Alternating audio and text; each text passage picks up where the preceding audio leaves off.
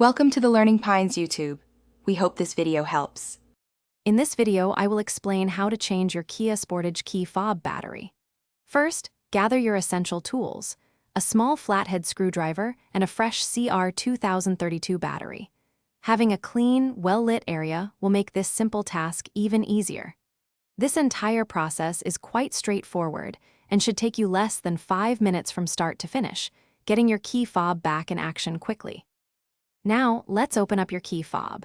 Look for a small notch, usually located on the side of the fob where the two halves meet.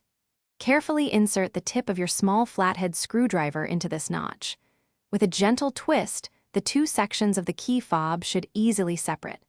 Be sure to apply steady, light pressure to avoid damaging the plastic casing during this step.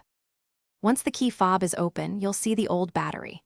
Before removing it, take a moment to observe its orientation, noting which side is facing up. Gently pry out the old CR2032 battery using your screwdriver. Now, take your new battery and carefully insert it into the compartment, ensuring the positive side, usually marked with a plus sign, is facing upwards, just like the old one. Finally, let's put everything back together. Carefully align the two halves of your key fob, making sure they fit together perfectly. Gently press the halves together until you hear a satisfying click, indicating they are securely fastened. Before you head out, take a moment to test your key fob's functionality with your Kia Sportage to ensure everything is working correctly.